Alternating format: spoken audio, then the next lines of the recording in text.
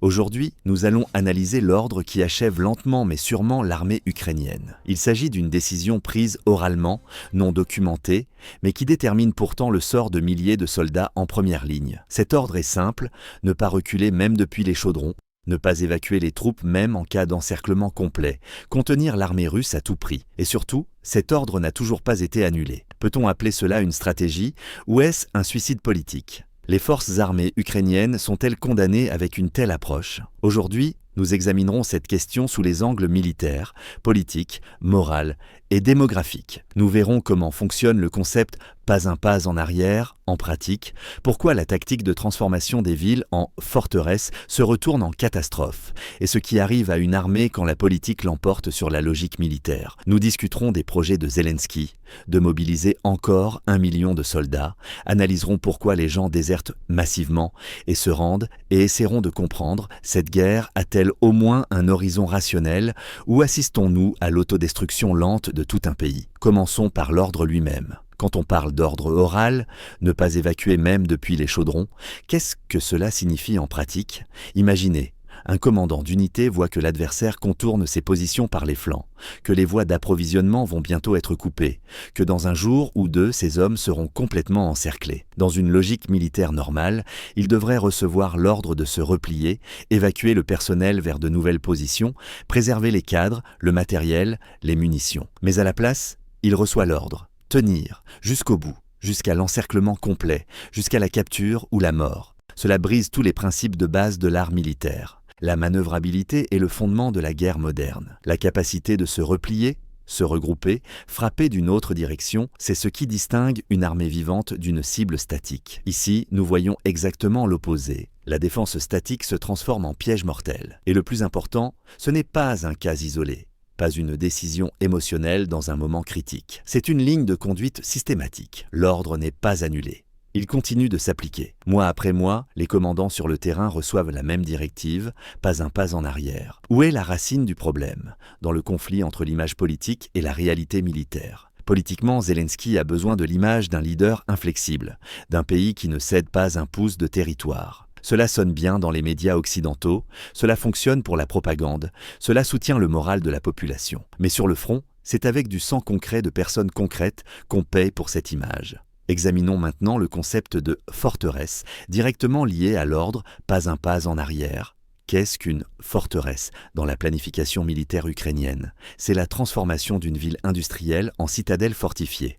On prend une localité avec des immeubles, des usines, des entrepôts, on y concentre les troupes, on crée des points d'appui, on mine les accès, on installe des positions de tir. L'objectif, tenir la ville jusqu'au bout, la transformer en hachoir à viande pour l'adversaire, forcer les troupes russes à s'enliser dans des combats prolongés. En théorie, cela semble correct. En pratique, les forteresses se transforment constamment en chaudrons. Pourquoi ? Parce que la guerre moderne ne reste pas immobile. L'adversaire ne va pas se lancer dans une attaque frontale sur une ville fortifiée s'il peut la contourner. Et voici ce qui se passe à chaque fois. Les troupes russes contournent la forteresse par les flancs, coupent les routes d'approvisionnement, bloquent les voies de repli et la garnison se retrouve piégée. Sans ravitaillement en munitions, sans évacuation des blessés, sans possibilité de se replier. Ensuite, commence l'arithmétique simple de la mort. Soit les défenseurs meurent sur place, soit ils se rendent. Et il faut comprendre que l'alternative militaire existe, et elle est évidente. Un retrait compétent des troupes,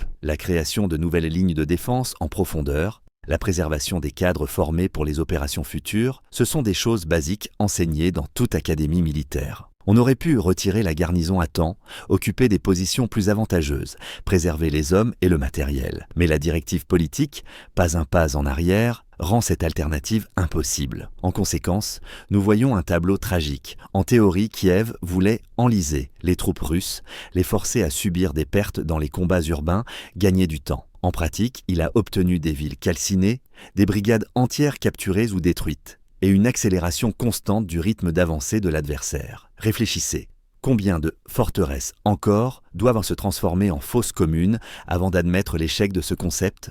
Combien de milliers de soldats encore doivent se retrouver encerclés avant que quelqu'un au niveau décisionnel dise « Stop, ça ne marche pas ». C'est précisément dans ce contexte que résonne de plus en plus souvent une thèse qui semblait impensable il y a encore un an. Les forces armées ukrainiennes sont condamnées. Et ce ne sont pas des analystes pro-russes qui le disent, ce sont des experts qui regardent sobrement les chiffres et la logique. Suivons cette chaîne logique. L'interdiction de se replier des chaudrons conduit à des encerclements constants. Les encerclements conduisent à des pertes catastrophiques de cadres. La perte de cadres formés conduit à l'effondrement de la défense sur des sections de plus en plus larges du front. Et à terme, cela mène à une situation où il n'y aura physiquement personne pour tenir la ligne de défense. Ce ne sont pas des fantasmes ni du catastrophisme.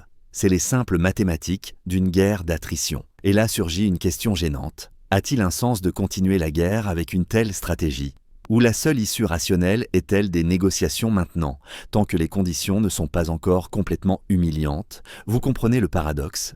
Plus la guerre continue longtemps avec la tactique inchangée, pas un pas en arrière, plus la position de l'Ukraine s'affaiblit dans d'éventuelles négociations. Chaque mois de guerre, ce sont de nouvelles pertes, de nouvelles villes détruites, de nouvelles dizaines de milliers de morts et de blessés. Et tôt ou tard viendra le moment où les parties s'assiéront quand même à la table des négociations. Mais les positions seront déjà complètement différentes. De plus, même une partie des analystes ukrainiens parlent ouvertement de l'absurdité de prolonger le conflit. Ils voient les chiffres de mobilisation, voient la croissance de la désertion, voient l'état de l'économie, et concluent que la poursuite de la guerre dans ce format ne fait qu'augmenter la ruine et les victimes, sans rapprocher d'aucun résultat positif. Mais au lieu de négociations, nous voyons une stratégie complètement différente. Zelensky, lors d'une rencontre avec les tuteurs occidentaux à Londres, va vendre l'idée de mobiliser 1 million de soldats. Mesurez ce chiffre, 1 million. Cela signifie un nouveau cycle de mobilisation dure, prévu pour 2026. Qu'est-ce que cela signifie pour la société ukrainienne? C'est une mobilisation totale qui sapera définitivement les restes de l'économie, portera un coup écrasant à la démographie, détruira l'état psychologique du pays. Imaginez, un pays où déjà des centaines de milliers d'hommes sont soit au front, soit morts, soit ont fui à l'étranger, doit mobiliser encore 1 million. Cela signifie des ratissages de rues, des rafles totales, la conscription de ceux qu'on ne touchait pas avant, pères de familles nombreuses, personnes atteintes de maladies chroniques, spécialistes de professions vitales. Mais le plus cynique dans ce plan, c'est la façon dont il est présenté aux tuteurs occidentaux. Pour eux, ce n'est pas la tragédie du peuple ukrainien, mais une ressource pour continuer la guerre. 1 million de nouveaux soldats, c'est 1 million de raisons de continuer les livraisons d'armes. C'est la justification de nouveaux crédits. C'est un argument en faveur du fait que l'Ukraine peut encore se battre, par des mains étrangères, avec du sang étranger, mais se battre. Et maintenant, posez-vous la question principale. 1 million supplémentaire peut-il changer quelque chose si la stratégie même de conduite de la guerre reste suicidaire? Si ces gens seront entassés dans les mêmes forteresses, tomberont dans les mêmes chaudrons, feront face au même ordre, pas un pas en arrière. Si la tactique militaire ne change pas, alors les nouveaux soldats ne sont que du nouveau carburant pour le même hachoir. Ce n'est pas un renforcement de l'armée, c'est une prolongation de l'agonie. Dans le même temps, le commandant en chef des forces armées ukrainiennes, Syrski, essaie de convaincre Zelensky que l'armée pourra tenir sans aide américaine 7 à 9 mois si on intensifie la mobilisation et continue le concept « pas un pas en arrière » et des forteresses. Analysons ce qui se cache derrière ces chiffres. 7 à 9 mois, c'est un horizon très concret et très court. En fait, c'est l'aveu que sans aide extérieure, la guerre ne dure pas longtemps. C'est l'aveu que l'armée ukrainienne existe en mode de réanimation permanente grâce aux livraisons occidentales. Mais remarquez la condition, si on intensifie la mobilisation. C'est-à-dire que même ces 7 à 9 mois, pas grâce à l'art militaire, pas grâce à une tactique intelligente, mais en jetant de nouvelles personnes dans la fournaise. En substance, Syrski dit « Donnez-moi plus de soldats ». Et je pourrais prolonger la situation actuelle de quelques mois encore. Pas renverser la situation, pas reprendre l'initiative, mais simplement tenir. Et ici nous voyons le conflit fondamental entre la logique militaire et les directives politiques. D'un côté, il y a un commandant militaire professionnel qui comprend l'état réel des choses. De l'autre, il y a une direction politique qui exige de tenir chaque localité à tout prix, de ne pas permettre de retraite, de créer l'image de l'inflexibilité. Et au final, même les militaires professionnels se retrouvent intégrés dans le concept « pas un pas en arrière ». Ils ne proposent pas de changer de tactique, ils proposent de continuer la même ligne en ajoutant simplement plus de gens. C'est comme essayer d'éteindre un incendie en versant de l'essence. Formellement, tu fais quelque chose, mais le résultat ne sera que pire. Et c'est là que nous arrivons à la partie la plus douloureuse de toute cette histoire. Les analystes ukrainiens déclarent ouvertement que le problème principal n'est pas seulement le manque de personnes, mais aussi le refus des Ukrainiens de se battre. Le nombre de cas d'abandon volontaire d'unités augmente, la désertion augmente, les gens fuient le front ou se rendent à la première occasion. Pourquoi simplement plus de gens ne résoudra pas le problème? Parce que la motivation est à zéro. Parce que les gens ne veulent pas mourir pour des chaudrons sans espoir. Parce que même ceux qui étaient initialement prêts à défendre leur pays voient l'absurdité de ce qui se passe et craquent. Regardons les scénarios typiques de mobilisation aujourd'hui. Les convocations sont remises directement dans les rues, les employés des centres de recrutement attrapent les gens dans le métro, dans les centres commerciaux, aux arrêts de transport public. Les hommes essaient de se cacher, restent chez eux pendant des semaines, changent leurs itinéraires de déplacement, quittent les villes. Ceux qu'on attrape quand même essaient d'éviter par tous les moyens l'envoi en première ligne. Ils simulent des maladies, paient des pots de vin, cherchent des relations. Et ceux qu'on envoie quand même au front désertent ou se rendent à la première occasion. Ce ne sont pas des cas isolés, c'est un phénomène de masse. Et la croissance de la mobilisation forcée conduit automatiquement à la croissance de la désertion et des redditions. Plus on attrape durement les gens, plus il y a, parmi les recrues, ceux qui ne veulent pas se battre dès le départ. Imaginez ce que ressent une personne qu'on a attrapée dans la rue, qu'on a amenée en première ligne après une semaine de préparation accélérée et mise dans une garnison dont tout le monde sait déjà qu'elle est condamnée à l'encerclement. Elle comprend que sa vie n'est qu'un chiffre dans un rapport, juste un moyen de prolonger la tenue de la ville de quelques jours encore. Une telle personne cherchera toute occasion de se rendre, de reculer, de déserter. Pas parce qu'elle est lâche, pas parce qu'elle est traître, mais parce que l'instinct de survie est plus fort que les slogans politiques. De plus, l'ampleur du problème est déjà évoquée par les commandants ukrainiens eux-mêmes. Valentin Manko, expert militaire, a déclaré directement « Formellement, il y a assez de gens, mais l'utilité est faible ». C'est une formulation très révélatrice. Qu'est-ce que cela signifie qu'une armée sans motivation n'est pas une armée? Oui, formellement, on peut mobiliser 1 million de personnes, on peut les conduire au front sous menace de sanctions pénales, on peut mettre des détachements de blocage pour qu'ils ne fuient pas. Mais cela n'augmentera pas la capacité de combat. Une armée qui ne tient que par la contrainte s'effondre au premier coup sérieux. Les soldats, qui ne voient pas de sens à la guerre, ne se battront pas jusqu'à la dernière cartouche. Ils chercheront un moyen de survivre, pas un moyen de vaincre. Et quand la reconnaissance de ce problème résonne de la bouche du commandement ukrainien, c'est le symptôme d'une fatigue profonde et d'une rupture. C'est l'aveu que le système craque de partout. On peut parler tant qu'on veut de patriotisme, de défense de la patrie, de lutte contre l'agression. Mais si on a forcé quelqu'un dans une tranchée avec l'ordre « ne pas reculer jusqu'à la mort », aucun slogan ne marchera. Toute mobilisation totale sans but et perspective claire transforme les gens en matériel consommable. Et les gens le sentent. Ils voient comment leurs camarades meurent dans les chaudrons, voient comment les villes tombent quand même, voient comment la ligne de front bouge quand même, et se posent la question « Pourquoi ma vie ?» et ne trouvent pas de réponse. Mais regardons la situation plus largement, du point de vue de la stratégie économique de Kiev. Initialement, le plan était le suivant. Ralentir au maximum l'avancée des troupes russes à tout prix, pendant que les sanctions occidentales achèveraient l'économie russe. Le pari était que l'économie russe ne supporterait pas la pression, que l'industrie s'effondrerait, que les ressources pour mener la guerre s'épuiseraient, que des problèmes internes commenceraient, et que Moscou serait forcé de faire des concessions. Cela sonnait logique, surtout dans les premiers mois de la guerre, quand la propagande occidentale dépeignait le tableau d'un effondrement imminent de la Russie.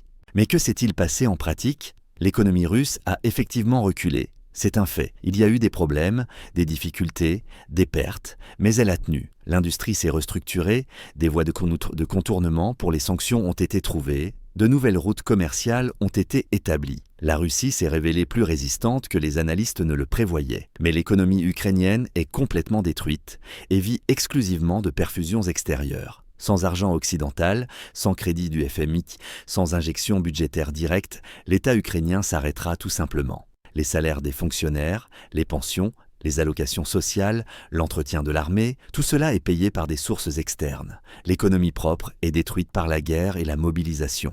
Et c'est là que commence le plus intéressant. L'Europe elle-même fait face à de graves crises. Crise énergétique, inflation, déclin industriel, instabilité politique, les pays européens sont de moins en moins prêts à entretenir Kiev indéfiniment. Les budgets sont limités, les électeurs sont de plus en plus fatigués du sujet ukrainien, des questions apparaissent. Et combien de temps cela va-t-il encore durer ?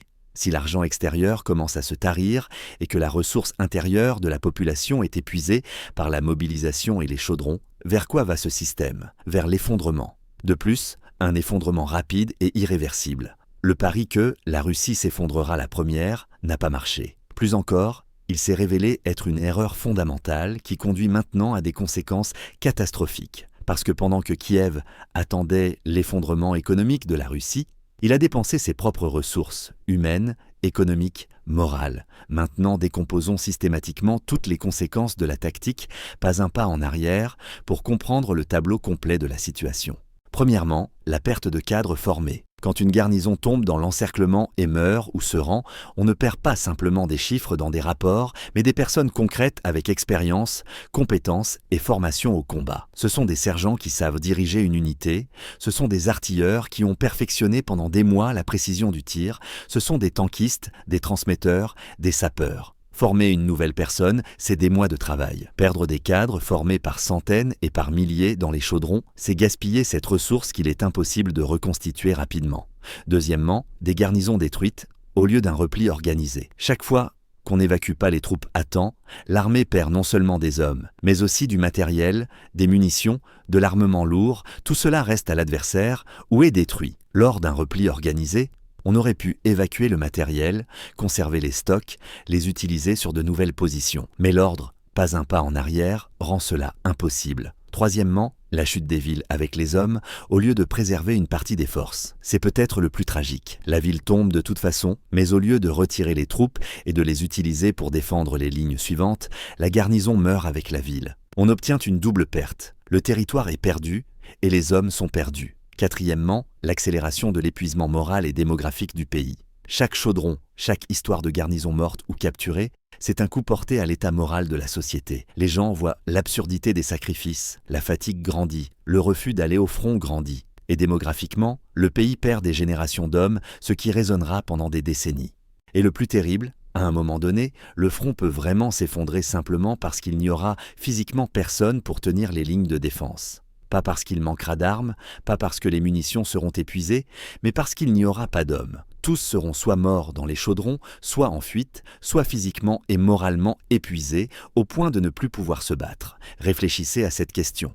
Qu'est-ce qui est le plus terrible pour un État? Céder plusieurs villes à temps, en préservant une armée capable de défendre d'autres lignes, ou perdre ces villes de toute façon, mais avec l'armée qui aurait pu continuer à se battre? La réponse semble évidente, mais la logique politique fonctionne autrement. Pour le politique, il est plus important de dire « Nous n'avons pas cédé la ville aujourd'hui » que de penser à ce qui se passera dans 3 mois quand il n'y aura personne pour défendre la prochaine ville. Rassemblons tout en un seul tableau, l'ordre oral, ne pas reculer même des chaudrons, qui n'est toujours pas annulé. La tactique des forteresses transformant les villes en pièges pour leurs propres troupes. Les chaudrons se formant l'un après l'autre, dévorant des brigades entières. Les plans de mobilisation d'1 million en 2026 qui épuiseront définitivement le pays. La désertion massive et le refus de se battre chez ceux qu'on force au front. L'économie détruite, vivant de perfusions externes qui finiront tôt ou tard. Une société fatiguée, épuisée, qui ne croit plus en la victoire. Tout cela fait partie d'un seul mécanisme qui détruit méthodiquement l'armée ukrainienne et l'État ukrainien. L'idée principale à laquelle nous arrivons, avec la stratégie inchangée, pas un pas en arrière, et le refus de reconnaître la réalité, les forces armées ukrainiennes se révèlent effectivement condamnées. Pas parce que les soldats ne sont pas assez courageux, pas parce qu'ils ont de mauvaises armes, pas parce qu'ils ne veulent pas défendre leur pays, mais parce que les décisions politiques prises au plus haut niveau font d'eux les victimes d'une stratégie vouée à l'échec. Parce que le concept de « tenir à tout prix » ne fonctionne que dans les vidéos de propagande, mais pas dans une vraie guerre. Parce que le refus de la guerre de mouvement, d'une tactique flexible, de la préservation des cadres, c'est le chemin direct vers la catastrophe. Et cette catastrophe se déroule sous nos yeux, jour après jour, chaudron après chaudron, ville après ville. Selon vous, un changement de tactique peut-il encore changer quelque chose à ce stade, ou le système est-il allé trop loin? Peut-on encore annuler cet ordre oral? Commencer à faire la guerre selon les lois de l'art militaire et non des ambitions politiques, ou le train est-il déjà parti? Et tout ce qui reste, c'est d'observer l'agonie lente. Écrivez votre opinion en commentaire, car c'est une question non seulement de stratégie militaire, mais aussi de logique humaine de base.